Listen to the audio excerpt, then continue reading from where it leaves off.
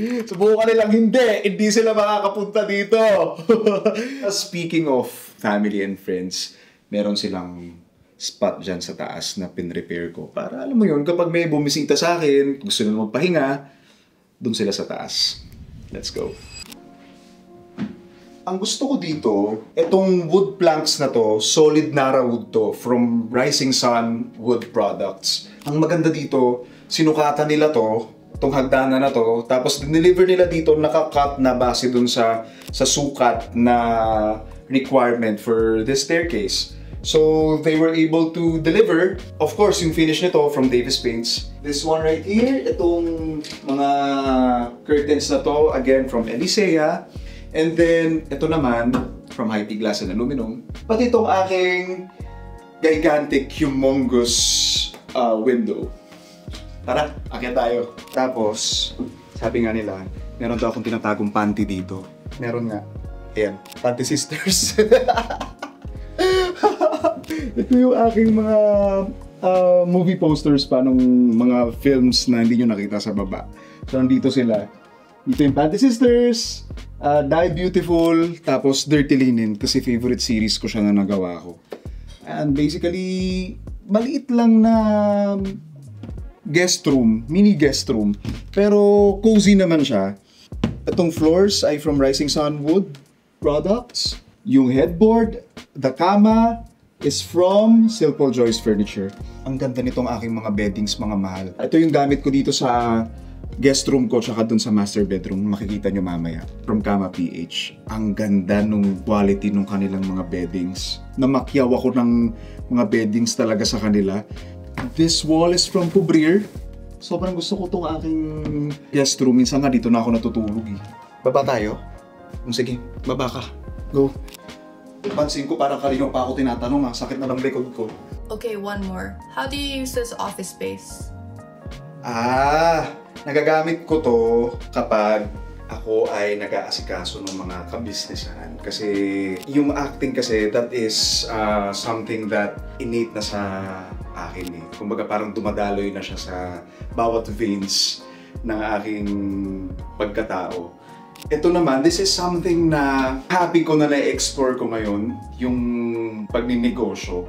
Well, my mom is a very good businesswoman, I must say.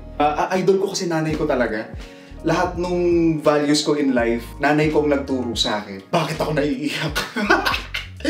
I'm just so happy na nakakapagsimula akong magnegosyo. So dito ko yung ginagawa.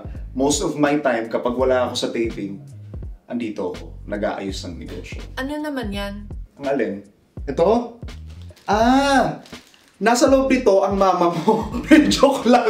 Ito yung mga products na soon ilo-launch ko at i-introduce ko sa'yo at sa inyong lahat. So this is something na sobrang lapit sa puso ko. So, binuhos ko yung buong resources at effort at time ko dito outside of my acting world.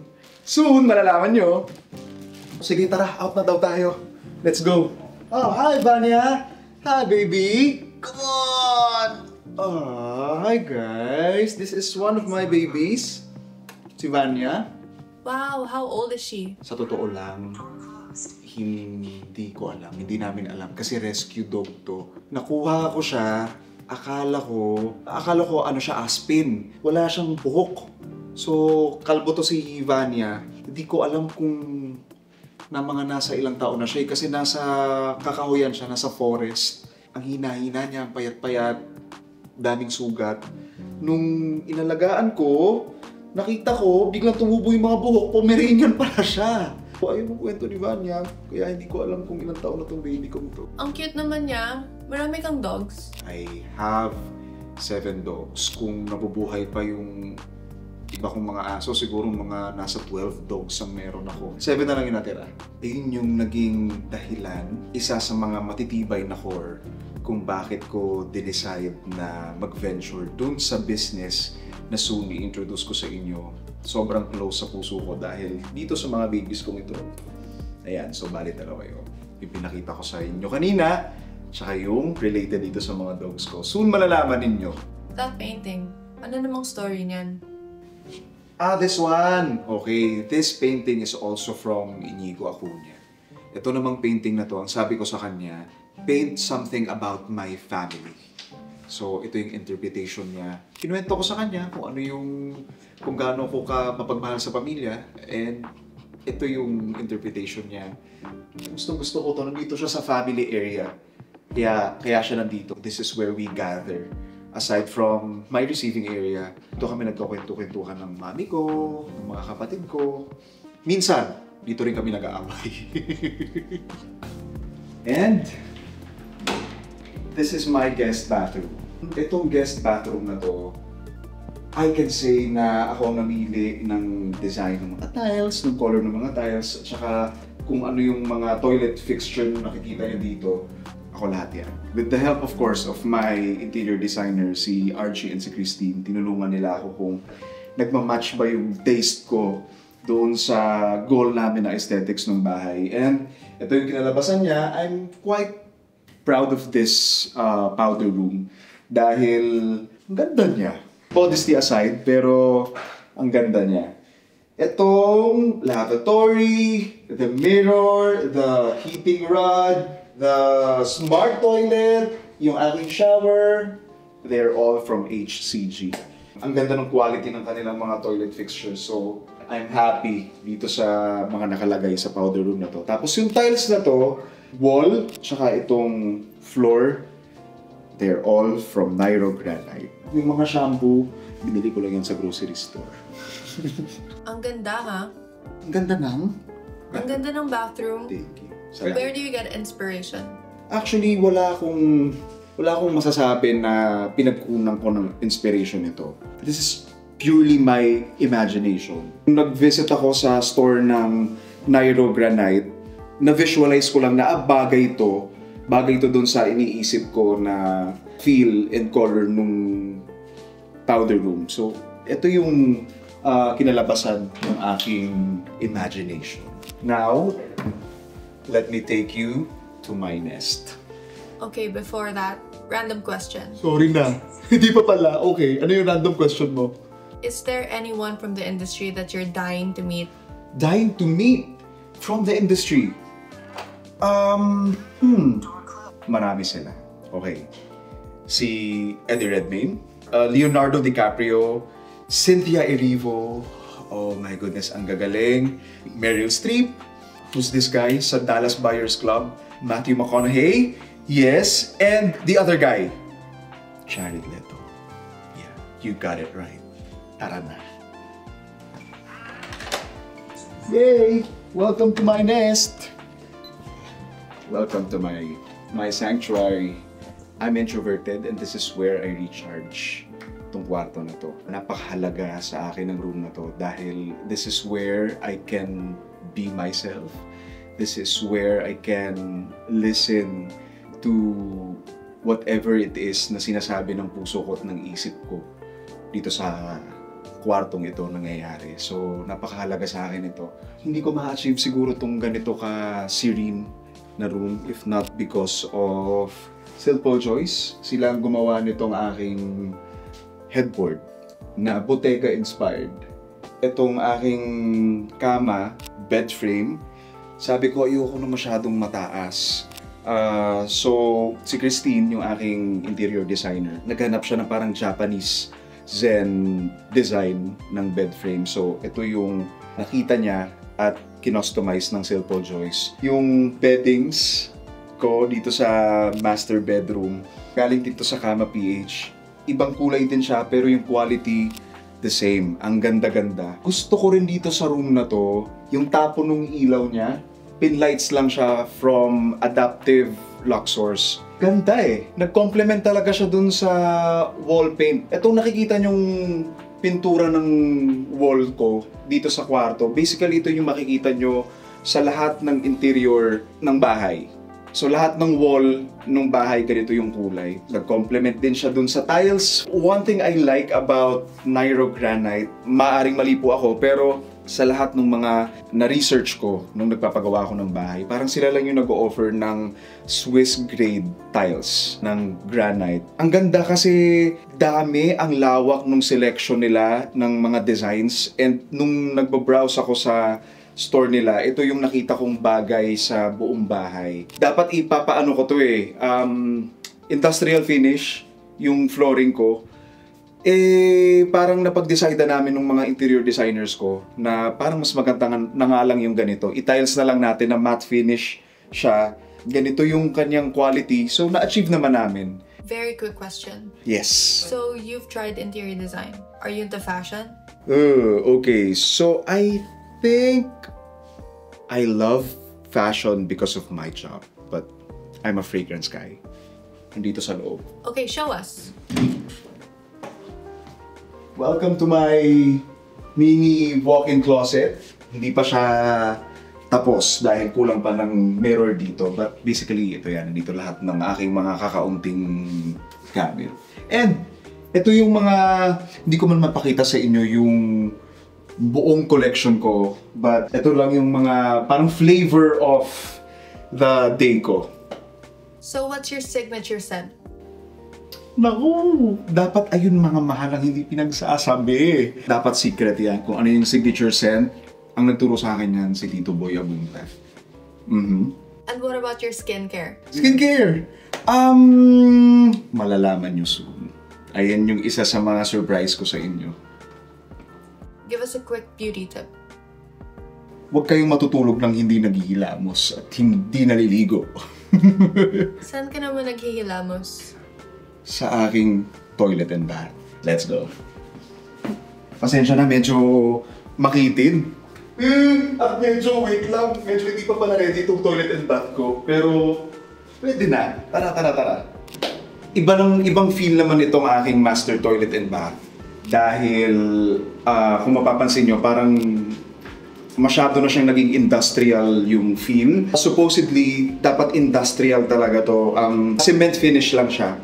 But para ma-uniformity, pumili na lang kami ng tiles from Nairo Granite para siyang cement finish. So, lahat ng toilet fixtures na makikita nyo dito ay from HCG. The modular cabinetry is from Quadrat, using of course Veris International for the hinges. Itong aking shower enclosure from Hype Glass and Aluminum.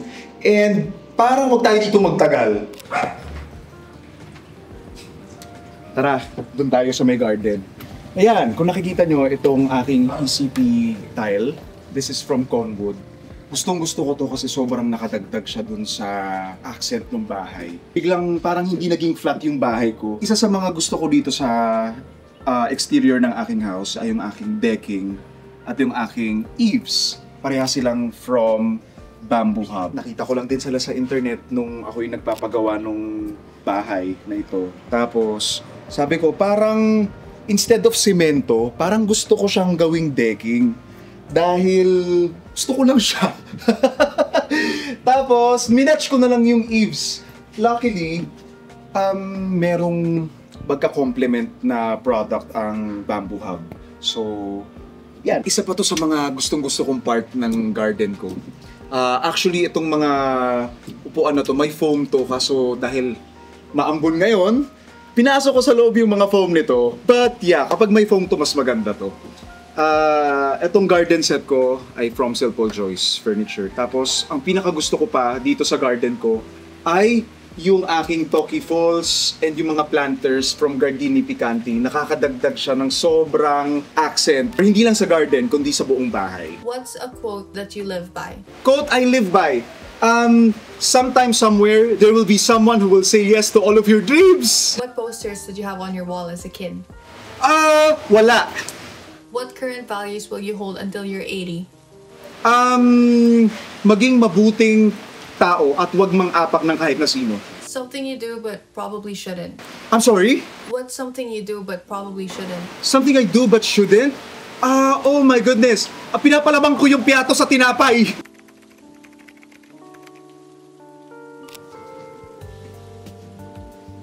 So this is my balcony na ako lang ang may access, master bedroom. Yung kaninang pinasukan natin na glass door, That's from Hype Glass and Aluminum. And ito familiar to sa inyo. Nakita nyo na to kanina sa baba.